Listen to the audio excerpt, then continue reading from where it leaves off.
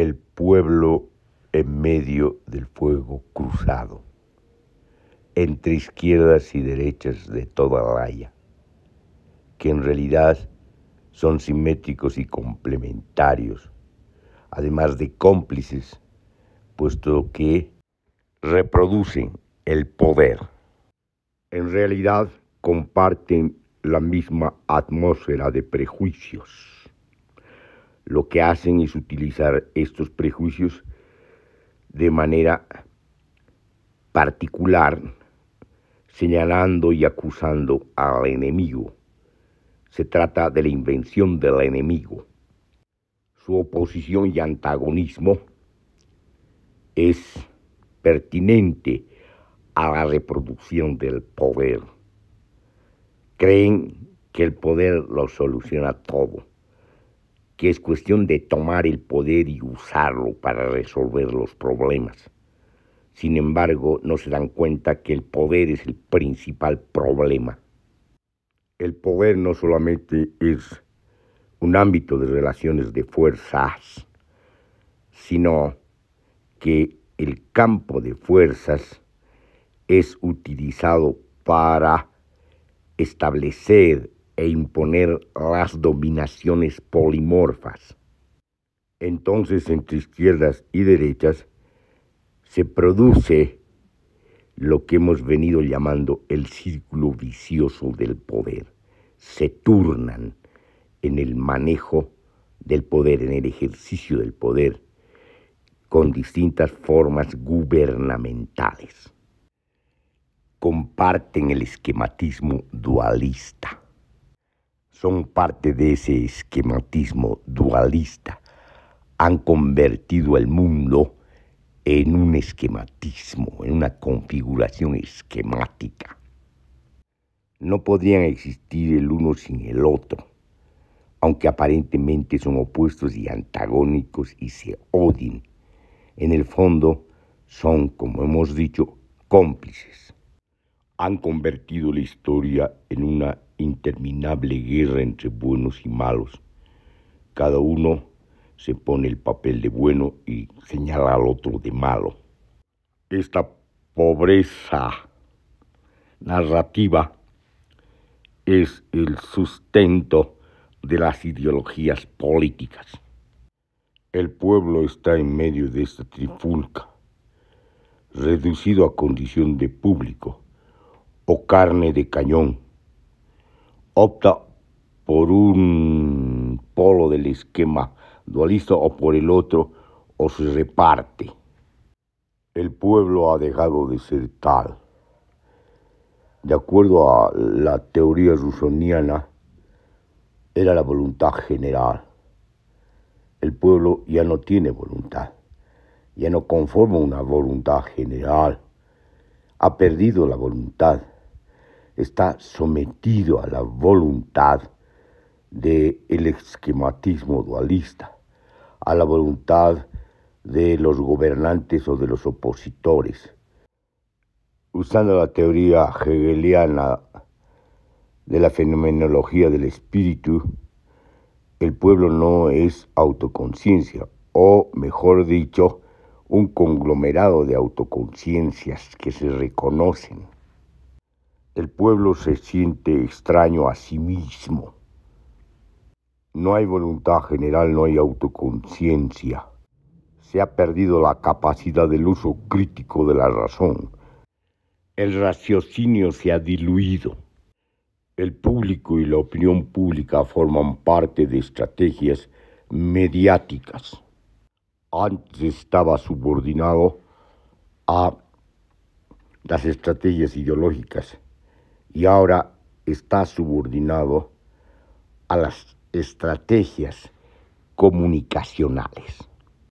Lo que ofrecen los unos y los otros, los opuestos del esquematismo ideológico y político, es elemental, inclusive miserable. Es el mismo mundo, solo que regido y gobernado por unos o por los otros.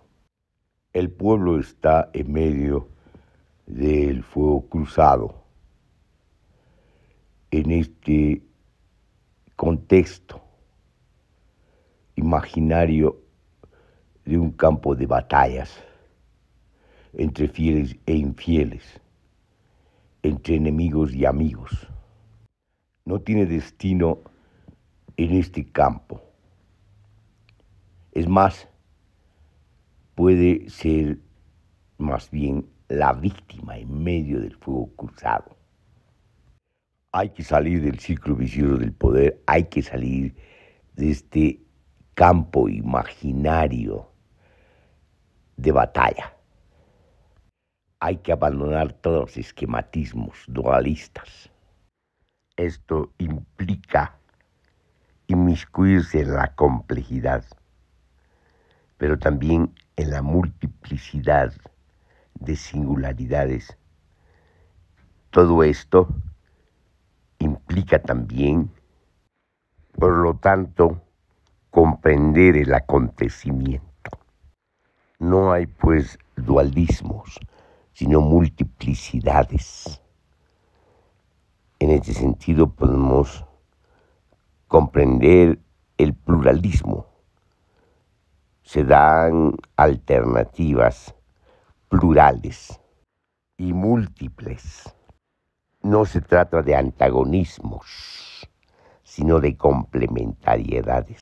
Tampoco se trata de eludir las contradicciones. Estas se dan, pero se dan en el espesor de planos de intensidad entrelazados. A esto hemos llamado complejidad. La complejidad también supone la simultaneidad dinámica. Pasar de los a priori del espacio y el tiempo al cobijo del tejido espacio y tiempo, lo que implica entender que nos movemos en muchas dimensiones. La teoría de las cuerdas supone 11 dimensiones, las 4 conocidas del espacio y el tiempo, que son dimensiones desplegadas, y 7 dimensiones plegadas. Por razones prácticas, podemos situarnos en las 4 dimensiones desplegadas. En esta situación, pasado, presente y futuro se dan de manera simultánea. Es como decir, solo hay presente, pero estamos hablando de espesores del presente que incluyen el pasado cambiable y el futuro cambiable. Todo depende de lo que hacemos en el presente. Ahí cambia la configuración del futuro y también cambia la recuperación del pasado, su memorización social, colectiva y crítica. Como dijimos antes, no se trata de responder a antagonismos y a opuestos, sino de armonizar, de situarnos en el oikos y reinsertarnos en los ciclos vitales planetarios. En el plano de intensidad político, que está articulado a otros planos de intensidad, entonces en ese espesor intenso se trata de construir consensos y actuar en consensos. Esto implica definitivamente el ejercicio de la democracia plena, vale decir, el autogobierno, que supone también la autogestión, y en términos filosóficos hablar de autodeterminación. En este sentido, se trata también de ecodemocracia, de comprender la coexistencia y la cohabitación con otros seres en el planeta. En resumidas cuentas, podemos decir que salir del esquematismo dualista es ingresar a un pluralismo dinámico. Un pluralismo dinámico que supone el ejercicio de la democracia plena, libera la potencia social creativa. Nos lleva a campos de posibilidad de la invención y del imaginario radical. Como dice Cornelius Castoriadis, el imaginario radical crea de la nada. El imaginario se remite a lo colectivo, es un imaginario colectivo, en tanto que la imaginación, y en este caso la imaginación radical, es singular, individual. De lo que se trata es de crear. De lo que se trata es de potenciarse en el ámbito de relaciones abiertas y plurales. Ahora bien, volviendo a la crítica del esquematismo dualista, tenemos que comprender que este esquematismo corresponde a un ámbito mayor. Ese ámbito mayor es denominado immunis, palabra latina que quiere decir no expuesto, más bien al contrario, cubierto. La immunis se opone a la communis, que más bien significa expuesto, no cubierto, abierto. También puede implicar vulnerable, a diferencia de immunis, que implica no vulnerable, reforzado. Hemos dicho que el ámbito mayor del esquematismo dualista, sobre todo aquel que demarca, que plantea oposiciones y antagonismos, es immunis, puesto que immunis se abre a la defensa, al encierro y, en cierto sentido, al encapsulamiento. La inmunidad busca la invulnerabilidad. Podemos hablar de una estrategia y hasta de estrategias de protección. Esta es la cuestión de fondo, la defensa. Tiene que ver con la invención del enemigo. Ahora bien, no se trata solamente del enemigo social, político, ideológico, incluso religioso.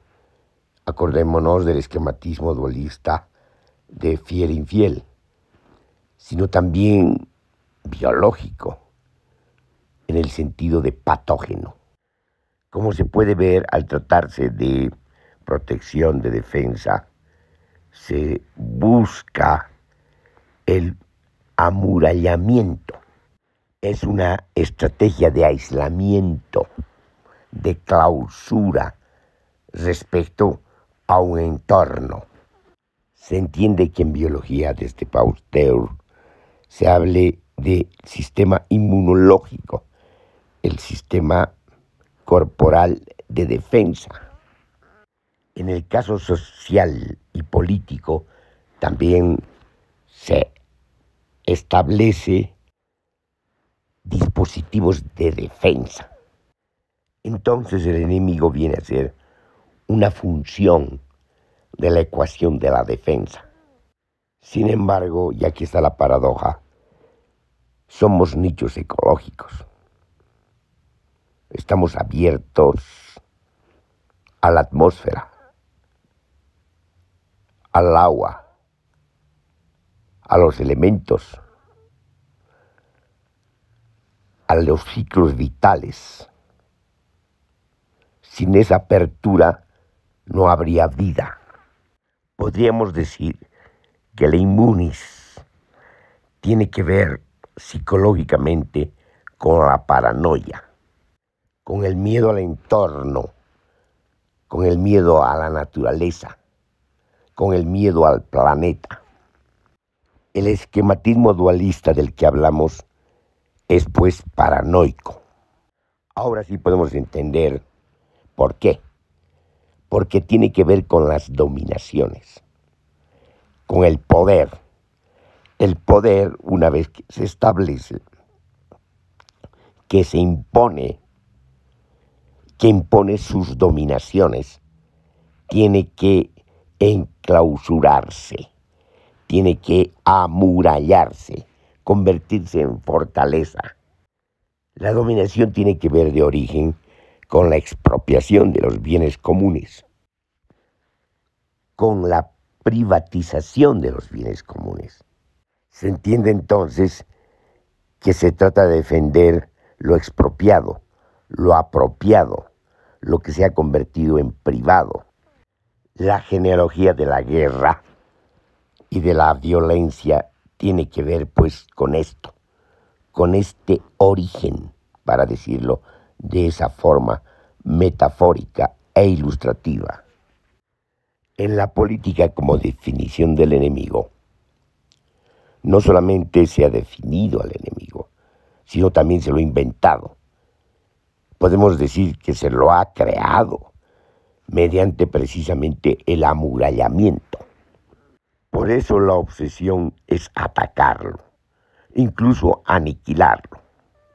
La historia de las civilizaciones está atravesada por esta paranoia que va cambiando de contextos, va extendiéndose y va intensificándose, a tal punto que en la modernidad tardía los sistemas de defensa son capaces no solo de destruir al enemigo, sino destruir a la propia humanidad.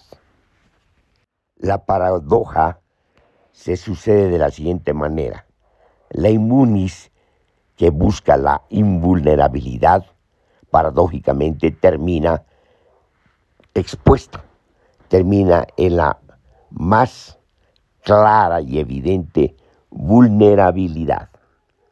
Volviendo al principio, podemos concluir de que el pueblo no puede estar al medio del fuego cruzado, no puede estar atrapado en una batalla que no le pertenece, no puede caer atrapado en la paranoia del poder.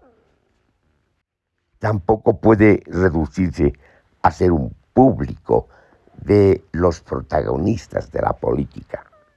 Jugando con términos rusonianos, podemos decir de que el pueblo no solamente es soberano en la democracia, sino que el pueblo es autopoyético, se constituye a sí mismo en la medida que se abre al planeta. Por lo tanto, el pueblo no es voluntad general para legitimar un Estado. El pueblo es voluntad de vida, voluntad creativa, potencia. Como potencia humana está vinculada a la potencia de otros seres, a la potencia del planeta, a la potencia del universo. Ahora bien, el concepto de pueblo no deja de ser rusoniano y a pesar de sus desplazamientos semánticos, sigue siendo estrecho para nombrar nuestro referente, que más bien es dinámico, abierto a distintas asociaciones en distintos planos de intensidad.